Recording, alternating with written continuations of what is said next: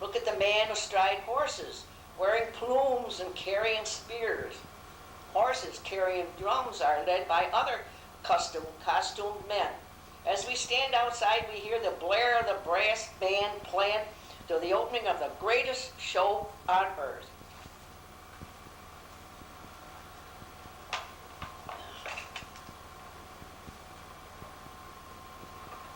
It certainly is the greatest show on earth.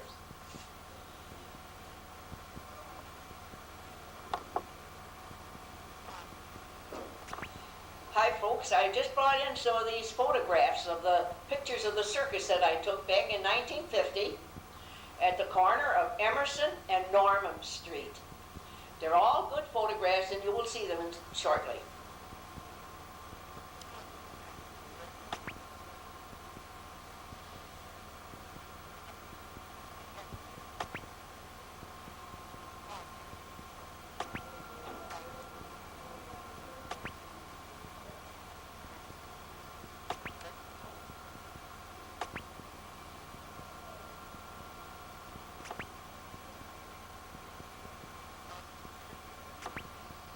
And then there's a tent laying on.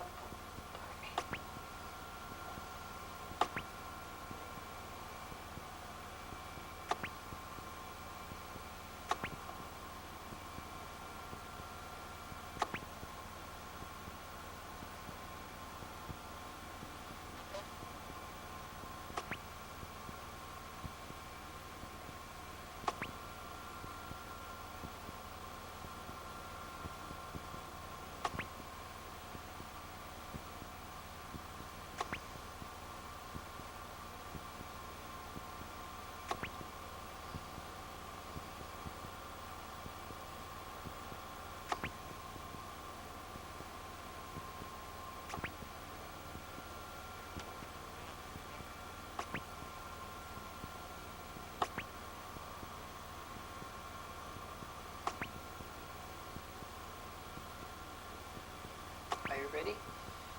I was impressed by the way these young men were singing as they were putting these stakes into the ground, these huge hammers, and then the stakes. It was just beautiful. I had to make a sketch of it.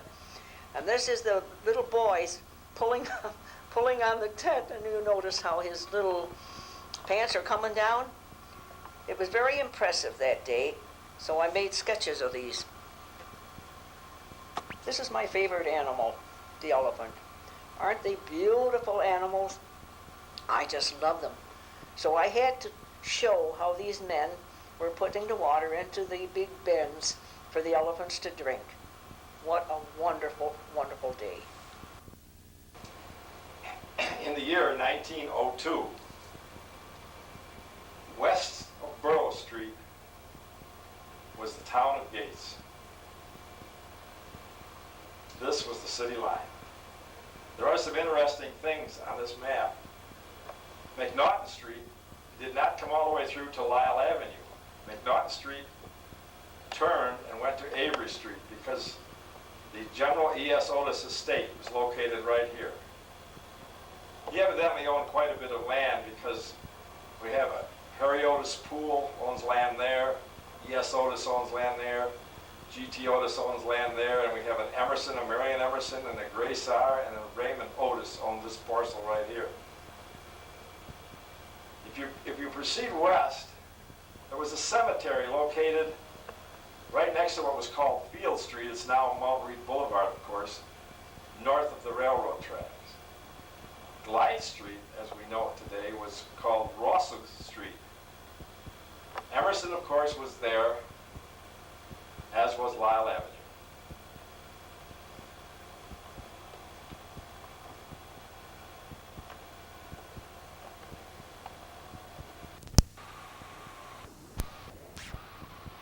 Hi, I'm Bill Scheib. I've been a lifelong resident of Borough Street. In fact, this is the third house I've lived in on Borough Street over my years. I can remember back when I was a child, the streetcar used to turn around at the end of Borough Street in Lyle. That was the city limits at that time. My father was John Radel, the milkman, he ran Radle's Dairy, which he operated out from behind our house. Um, he always liked to claim fame to the phrase chocolate chill that he sold to Ackerman's out at Howard and Lyle. People would come from all over for Radle's chocolate chill. He made it out of whole milk and chocolate syrup, never any extras or fill-ins there. That was back at the time when milk was delivered 7 days a week to your home, along with maybe cream or some other products like that. My dad was a lifelong milkman. He ended up selling his business to Brook Dairy. At the time my dad's dairy was in operation, there were a lot of little dairies in the area. There was Stats Dairy on Lyle Avenue, Pascal's Dairy, I believe they were on Avery Street, Brook Dairy in the area, Weiss Dairy over by Holy Family on maybe Centennial Street. There were a lot of small businessmen who really flourished. They operated their businesses mostly out of their homes or nearby establishments. In fact, before my father even started his dairy, he rented a room on Borough Street before he built his house there. The house that we currently live in was owned by Mr. Murray, who operated his drugstore out of the site where this net office is now located. There were a lot of people who came from this area. Assemblyman Roger Roback was my playmate as we grew up on Borough Street together. We had corner lots where we played ball or things like that. Haloid was down the street on Borough Street, and that was the parent company of Xerox. I remember when J.R. Wilson came to the neighbors who would be hanging wash on behind their homes, and he'd tell the ladies, if your husband has an extra $200 or $300, tell him to invest it in my company. They won't be sorry down the road. Who would have thought that Haloid down the corner of Borough Street there would have become huge Xerox in years to come. When they did move to Webster, he deeded that land to the city on the condition that it would be forever used as a playground and called J.R. Wilson Playground in his memory, as well as the area that's now used for tennis courts. That was their parking lot. He deeded that land, and I thought that there was some money left to the city as well for perpetual care, that it would always be at least a nice looking namesake for him. I remember the time when the Avery Bowling Alley was corner Avery and Lyle, and then later expanded and had an outside beer garden. There was the library, corner Avery and Lyle. It was our only means to go to a library, something not a one-room room. And you could take out books for 3 or 4 days and get them back. Our only place to find an encyclopedia back at those days. The Old Topper Brewery was also in the neighborhood over on Emerson Street, and later to become the Standard Brewery when the two of them merged. The circus used to unload on Borough Street in the railroad siding down behind what was then Haloid, and they used to march the animals and the circus people over to Emerson Street. And that was great fun in the summertime to go over to Emerson Street and walk around there. The young boys in the neighborhood would earn free tickets to the shows or the side shows by helping set up chairs or tend the animals or set up tents and things like that. There was a tornado one time in Rochester. It was in 1932. I know that because it was the year I was born.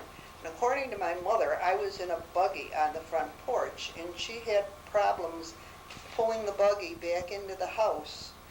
And it did such terrific damage as it went down Lyle Avenue. It took the roof off of some homes, and I believe it damaged the steeple at Holy Apostles Church. And yet my father, who was downtown at Four Corners at the same time, didn't realize there was a tornado in the area. Didn't realize it until he drove home and seen all the devastation on the way down. Um, the other part of the city didn't have any effect from this tornado. It was just hit on Lyle Avenue and went down Lyle Avenue. There were so many small businesses in the area.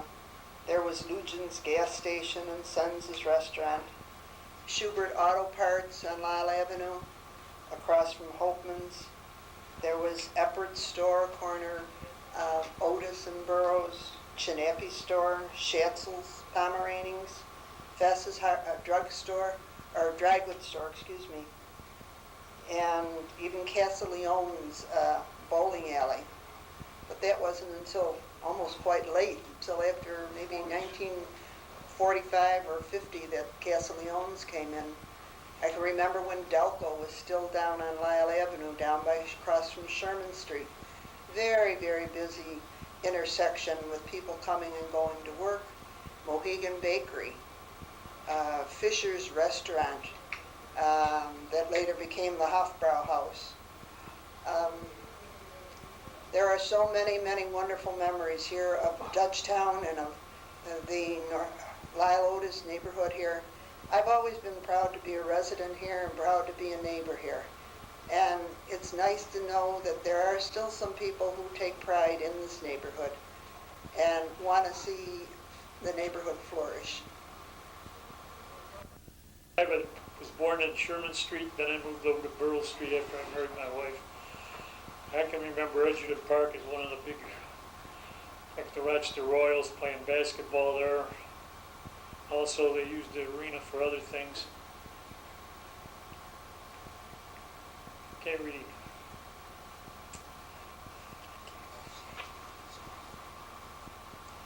I don't want to do this. No.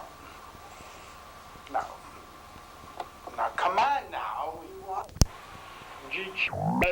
Sherman Street, then I moved to Burrell Street.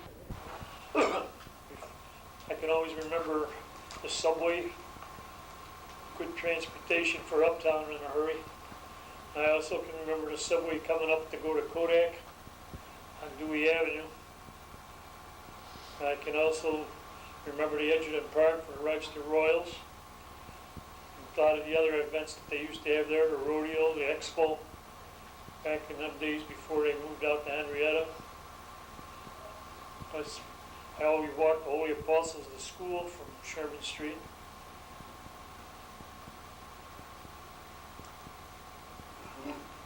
I'm lost. It's okay. You need your wife to be with you too. You know who does all the talking in our family? I don't do the talking. I listen. My name is Roy Heinzler. I lived in this area all my life on Bauer Street. I have a lot of fond memories of this section. What I remember mostly is the athletes that grew up in this area. We had the Selkirk family up on Emerson Street, and George Selkirk went on to take Babe Ruth's, or not Babe Ruth, Lou Gehrig's place with the New York Yankees. He used to call him Twinkle Toes. He moved down to Eastman Avenue later on, and when his father died, the Yankees set a big flower piece in the shape of a horseshoe. It was so large they couldn't get it in the door. They had to leave it on the porch. And over on Michigan Street, we had George Bean. He was a very good ball player, softball player. He played with the 1939 and 40 Kodak Championship World Title team. And his mother and father were on the Titanic on their honeymoon when it sank. Both of them survived. They lived at 44 Michigan Street. In fact, one of the members in the Lyle Otis neighborhood lives in that house today. And there were a lot of other prominent people around this neighborhood, several lawyers. I remember Eddie Plant from Dick Street, Bill Eman, he was over in Burrell Street and one other street in that area. I think he's still practicing law. And then over in Villa Street, most of you people probably remember Parinella, and he's still practicing today. And thinking of prominent people, about 2 or 3 blocks south of this area here, we got a movie star, Bob Forster. He grew up over on Colvin and Campbell. And a couple of weeks ago, he was nominated for an Oscar, but he lost out to Robin Williams. And let's see what else we can think about. We can remember well, we had some dirt streets around the end of my street. There was a landfill in there. A lot of people don't know that. And eventually they ended up calling it a dump, which I guess it was. Then in the 30s, they converted into a stone quarry for making curbs for walks. And in those days, everyone walked on the walks, not in the streets like they do today. And I remember the subway real well. It went in operation in 1927, ceased operation in 1957. And at Dewey Avenue, subway cars come up off of Emerson Street down Dewey into Kodak, which brought a lot of Kodak workers to their place of work early. And what else can we think of here? Well, I have a map I just brought in the building here. I got a map showing 1875 in this area here. There was many more streets than there is now. There was a creek down between Michigan and Bauer Street, and there was an old German brewery that was on Sherman and Bauer in Michigan. And that's long been taken down. Let's see. And we had many neighborhood stores back in those days. We had Camellios on Austin and Otis Street, and Ralph and Molly Mack on Myrtle and Otis. And most everything people used back in those days was delivered. Everyone came to your house. The Eggman came once a week, 2 or 3 hucksters, and Whaley's Bakery, they delivered to the house, and it was a horse-drawn truck that they had with slide doors on either side. They came here once or twice a week. Everything you wanted was delivered. The only thing you got at the store maybe was cold cuts or something like that. And the streets were a lot different then. 30 School was on the corner of Otis and Ave Street, right in the real corner, and there was 3, 4 houses on Ave, and when they moved to school, they took down those houses on the south side of Chase Street and Ave Street. And down the end of Bauer Street, right around the corner on Santee and Michigan, Cop Riley lived. He was known real well in the city, and his grandson was supervisor of the town of Greece.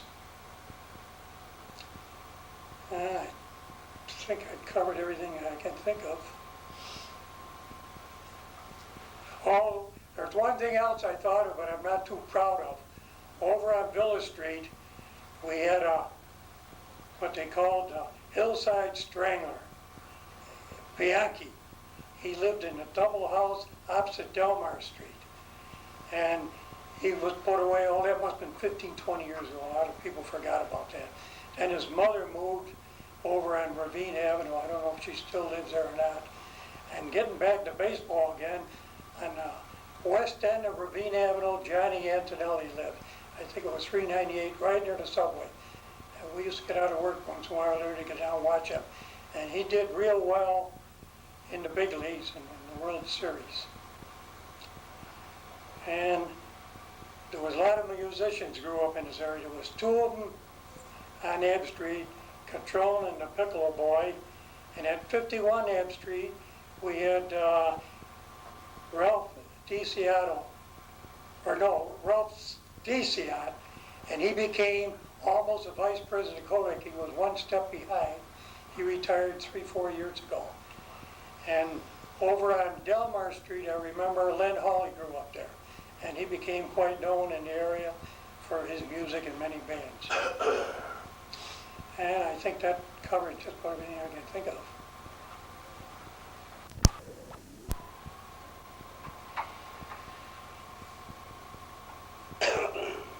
My name is Santo Farina. I'm doing this for the Lyle Otis Association. I was born on 135 Magny Street, which is Broad Street now. 1915 was the date. Exact March 16, 1915. I was born. Now my father had a barn there with horses. We had horses. My father was in the horse business and teaming business, and he would rent these teams out to the city, and we'd haul all the ashes. In those days, they had coal and they had a lot of ashes they had to haul away. People would fill cans of ashes, and in those days, the city had a crew that would truck it out from the back of your yard, bring it out to the front. In fact, they had a crew of about 11 men. Today, I believe they only have one person doing it all. A truck and a driver, that's it. He does it. But anyway, what I wanted to tell you was, my father bought a piece of property on Bower Street. And the reason for that was he wanted to build a home there. The home we had on Magny Street wasn't too well, and we did build a home there eventually, but the whole thing there was, there was a stop order. No one seems to know, except the city. They had a map at City Hall, what you would call the West Side Sewer. And the West Side Sewer ran from, right along from Santee Street, right through Bower, under where this property that my father bought, which was number 18 Bower, and emptied out into the river, Genesee River. According to law, you can't build anything on a big sewer like that. The sewer was big enough you could drive a team of horses, a hay load of horses, hay load horses. You could drive right through that sewer. That's how big it was, the West Side Sewer. But anyway, he bought 4 lots there. Well, one of the lots he built on. But he finally got the okay to go ahead. They okayed that, but you can't, according to law, you're not allowed to build on the West Side Sewer. It's huge. Now, that runs under Edgerton Park too, because you never see them build houses on Edgerton Park. Edgerton Park, I remember that very well, the stadium there. And they had every year there what you call the Rochester Exposition and Horse Show. Edgerton Park. Once a year for about 2-3 weeks they had that.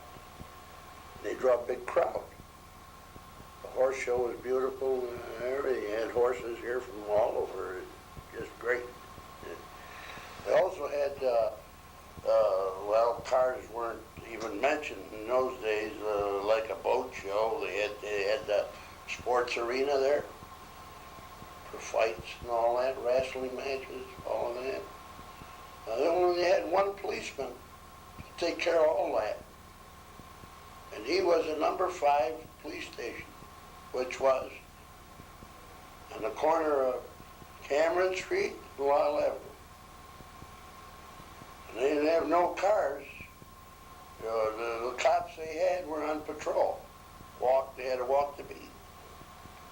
They'd go around and check the stores at night if they were locked.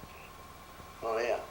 But the one policeman that was assigned to Edgerton Park was Cop Riley. Cop Riley lived on the corner of Michigan and Santee Street. A little house there. Yeah. Jack Riley. He had charge of that park. He walked around that park, and he was very good. Very good to the kids and everything. And he directed traffic on Bloss Street, And that was only during the time that the kids were going to school, That was just great. Well, anyway, speaking some of my history, I drove horses for my dad. And from the ashes, they went to what they call paper wagons. They had paper wagons. When they didn't have no more coal, they were burning oil and gas with the paper wagons, but the city still had the horses going. Well, came a day they motorized. And they motorized, they turned me over to a truck. My father had to sell the horses. And I drove a truck for the city. And I was on that 5-ton truck for 20 years. From 1942 to 62.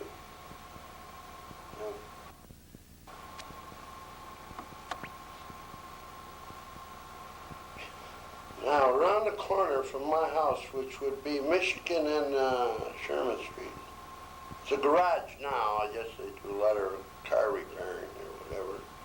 Well, that was a theater. Us kids used to go to that theater there, nickel, to see all the silent movies in those days. But anyway, coming back around the corner on Bauer Street, where my father had the 4 lots, his lots were butted up to a curbstone place, which was Medina Stone. They had a guy there, a guy that would make these curbs. And then I guess they'd sell them, Medina curbs they were. Now, that used to be a dump, which they called a dump years ago. It wasn't a very large dump. The larger dump was over on Santee Street. At the end of Santee Street, where Glenwood Gardens is today, which is homes for the elderly, right at the end of Santee Street. There was a large dump there, and years ago I dumped there with horses. Yeah, that's all fill in there. Now, over on Otis Street and Michigan Street, there was a saloon on one corner. I know that I can recall it very well because I used to stop there with the horses to drink. They had a fountain there for the horses to drink, iron fountain outside. That was between the curb and the walk on that corner. There was a saloon there. I forget the name of it. Right across the street, on the other corner, was Schaefer's grocery store. Schaefer. Now, that was a red store, and right next door to it was Enright's barbershop. Yeah. Now, Schaefer lived across the street, him and his wife. I think he had a son, as I remember. Schaefer. They lived right across the street on the other corner of Felix and Sherman. Schaefer's was an old-time family. For years they were there. Yeah. The school, 30 school, the end of Cameron Street would face, 30 school faced Cameron Street years ago. And there was 2 little houses there.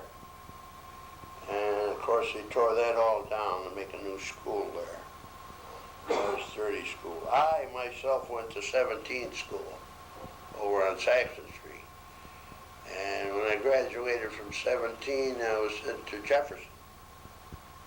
I went to Jefferson High School. And from Jefferson, I went to Edison Tech. At that time, they were in the old Bausch building on the corner of St. Paul and Lowell Street. Edison Tech. Yeah. But there was a drugstore, corner of Emerson and Dewey. The name of that drugstore was Maid's Drugstore. M-A-I-D-S. Maid's Drugstore. On the other corner was the gin mill, Schmear's gin mill there. Then came the waterworks there, along where the subway was. The subway was cheap, and in my estimation, when they put that subway in, it was very good transportation. Being as a roller skater that I was, I could go to Felix Street Station and pick up the subway there. At 5 minutes, I was at Stone Street and Stone and Court, where the roller rink was. I did that a lot, cheap for a dime. It's cheap transportation. Why they ever got rid of it, I have no idea. That would have been a great thing to still have around today. Oh yeah, good for Kodak, good for General Motors. They should have never got rid of it. Yeah. That's brother by the name of Frank, and he worked at the Roller Palace. He repaired skates, but he also was a good skater. Him and his wife used to put shows on. He got to be so good that he bought a floor, which was 10 by 10. You could roll it up and carry it anywhere. That was my job to do that because I had a Model A Ford, and he didn't, so I used to take it wherever he wanted to go. In those days, they had the gin mills, saloons, had like every Saturday night they'd have something, just like people would go dancing and that, but the saloons, they had a little something. And Frankie and his wife, I know one man over on Bay Street, Bay and 4th to be exact, had a gin mill there, and he made good Italian sausage and all of that, and he always got a crowd. He told Frankie, he says, I'm going to book you forever. As long as I'm open here, I'll pay you every Saturday night. He would draw a crowd. Frankie and his wife was called in by, believe it or not,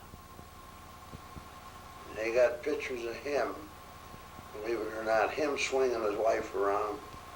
And he also swung her around on a swivel too, around her neck, swivel. And they were very good, yeah.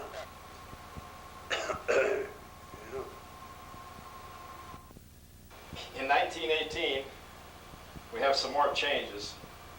Borough Street, which was the western boundary of the city, is no longer the western boundary of the city. The western boundary of the city has moved out to the Barge Canal and Lee Road. Another thing that has happened in this area, McNaughton Street, which if you remember, did not go through to Lyle, now goes through to Lyle. The General Otis estate is still in here. There's his home, and he has a driveway and etc. with some small buildings on it. But that is now, McNaughton Street is now all the way through. Street names have changed. What is now known as Canton Street was called Cooper Street. Rockview Terrace was called Ray Street. Glide Street, as I told you earlier, was known as Kossuth or Virginia Street. Sunset Street was known as Harrison Street. Mount Reed Boulevard was known as Field Street.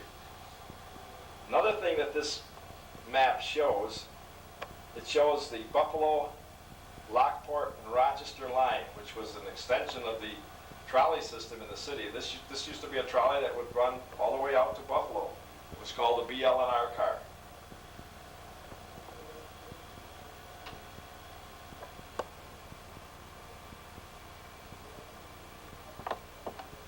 We've been talking about, we have another little portion of the map here.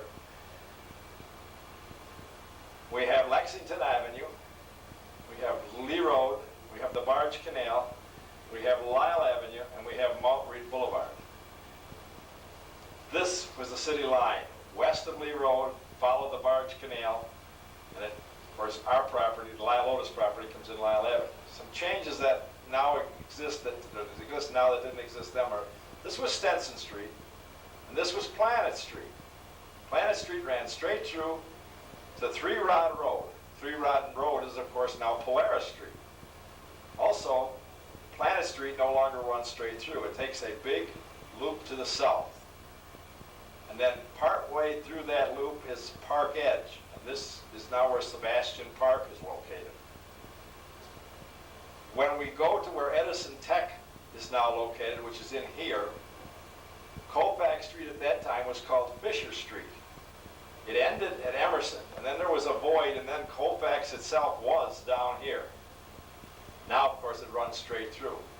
Edison now stands on top of streets that were located out here. They were called Rose Street, Fred Street, Holly Street, Starl Street, and of course the street that ran east and west was called Beast Street.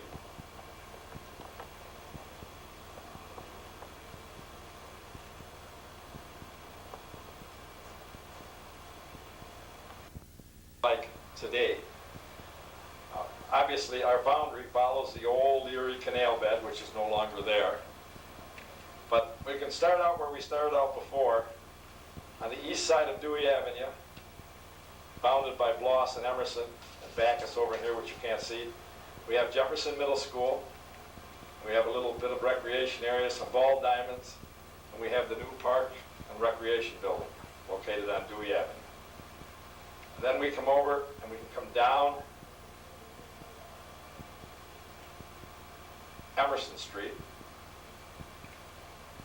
and the existing railroad tracks that goes across next to Burroughs, which if you remember correctly, used to be the west side of the city. It's still there, although some of the things are coming missing. It's a single track now where at times it was a double track.